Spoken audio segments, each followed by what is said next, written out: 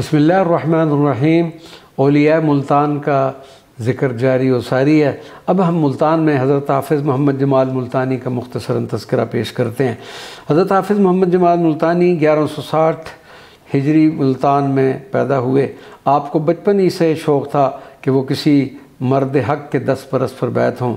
ایک رات خواب میں اشارہ ملا کہ حضرت شیخ نور محمد مہاروی کی خدمت میں حاضر ہوں اور آپ کے دست حق پرست پر بیعت کا شرف حاصل کریں۔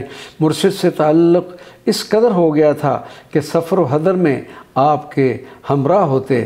حضرت حافظ محمد جمال ملتانی کو مسئلہ وحدت الوجود سے قلبی لگاؤ تھا۔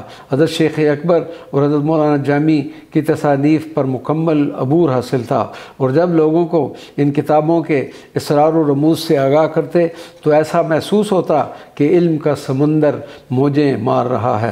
حضرت حافظ محمد جمال اپنے مرشد پاک حضرت خواجہ نور محمد مہاروی کے حکم پر ملتان تشریف لائے اور ملتان میں چشتیہ سلسلہ کی بنیاد رکھی، اور ملتان میں ایک مدرسہ بھی قائم کیا جو علم و فضل کا ایک بہترین مرکز و محور تھا۔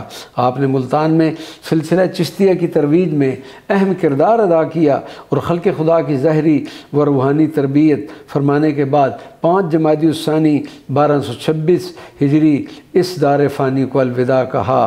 مزار مبارک دولت گیٹ کے نزدیک محلہ حافظ جمال میں واقع ہے، جو مرجع خلائق اور لائق زیارت ہے۔